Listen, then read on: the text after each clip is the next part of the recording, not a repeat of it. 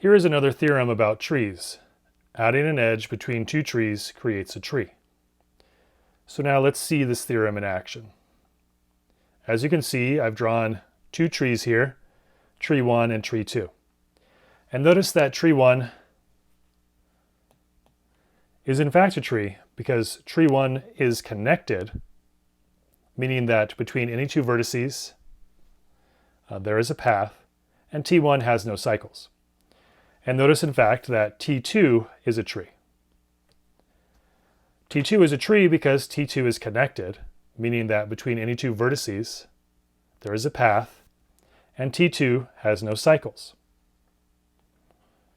So now I'm going to draw a new edge in red between some vertex in T1 and some vertex in T2.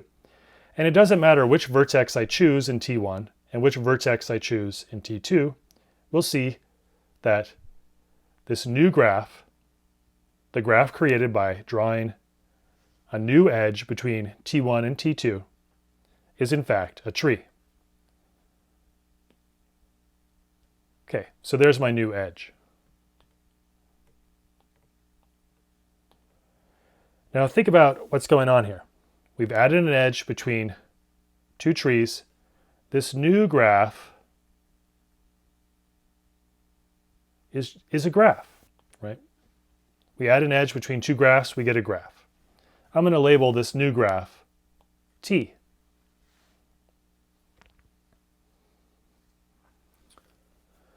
All right, so now we want to ask, why must T be a tree? All right, so what does it mean to be a tree?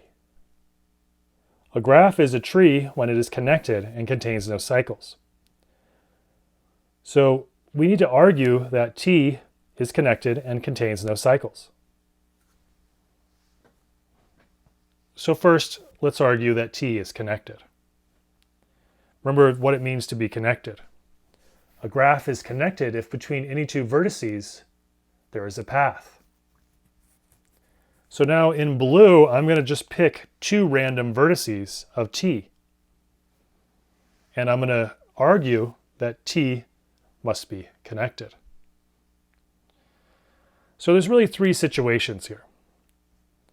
The first situation is that the two vertices that I pick are both in T1. The second situation is that both of these vertices are in T2.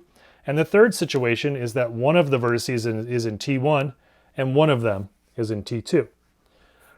Okay, so first of all, let's say we pick two vertices of T and they happen to be in T1. That one and that one. And I could have chosen any two of those. Now, looking at T1 here, you could see that there is in fact a path between these two vertices. I'll draw that in yellow. Now, think about why this must be true even if we don't know that T1 looks like this tree here. Well, this is because T1 is connected. T1 is a tree, so therefore it's connected, so therefore between any two vertices there is a path. And so even if we didn't know T1 looked like this, we would know that if we pick two vertices of T and those two vertices happen to be vertices of T1, then in fact these two vertices are connected by a path. Similarly, if, say, we choose the two vertices of T and those vertices happen to be in T2, say that one and that one, or any of the other vertices in T2 for that matter, we know there's a path between them. We can see this path in this example of what T2 might possibly look like here. It's right there. There's the path between them.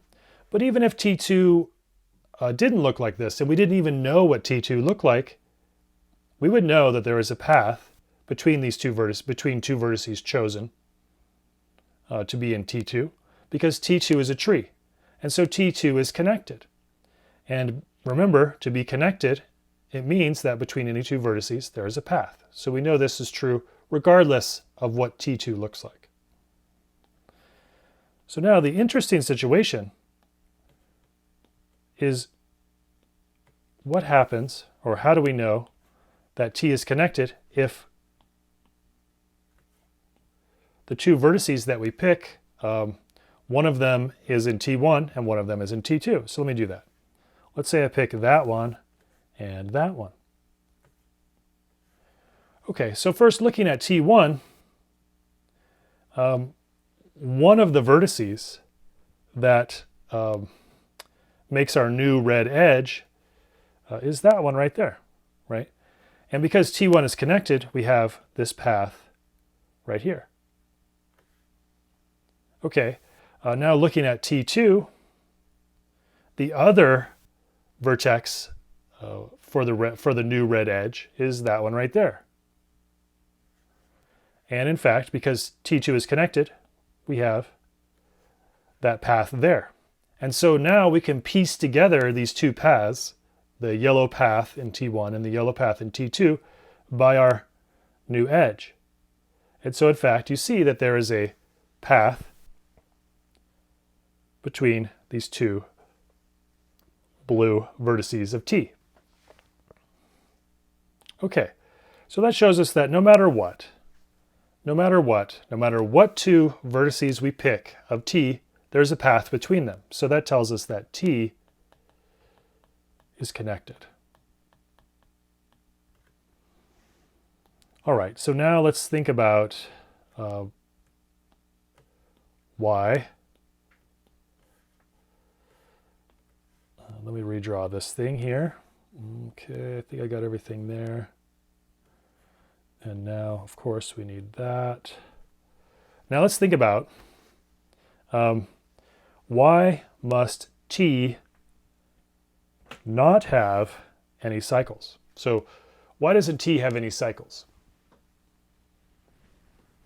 All right, well, looking at our graph here where we have specific examples of what T1 and T2 look like, we can see there's no cycles. So why, if we don't know what T1 and T2 look like, but all we know is that T1 and T2 are trees, is it that T doesn't have any cycles? Okay, well, we know that T1 doesn't have any cycles because T1 is a tree. And we know that T2 doesn't have any cycles because T2 is a tree. So it seems like, it seems rather clear that if there's no cycles in T1 and there's no cycles in T2, that you can't create a cycle by just drawing this red edge between these two trees. But that doesn't quite do it. That doesn't quite argue it effectively. So now, but when something seems relatively clear, a good way to argue it is by contradiction. So let's do that. We want to argue that T has no cycles. So let's suppose that T has a cycle. Okay, well, if T has a cycle, then that cycle can't exist over in T1 because T1 is a tree and so then it doesn't have any cycles. And if T has a cycle, then that cycle can't be over in T2 because T2 is a tree and so T2 has no cycles. So if there is a cycle in T, then that cycle must start in T1, and I'm going to draw this cycle in blue. Okay, if there is a cycle in T, then that cycle must start in T1, go over to T2, and then come back again. And so look what happens here. If there is a cycle in T, then we need two edges between T1 and T2. But we assumed that there was only one edge between T1 and T2. So this is a contradiction, right? We assume that we only added one edge, but to have a cycle, we need two. So this is a contradiction. And it must be the case that T has no cycles.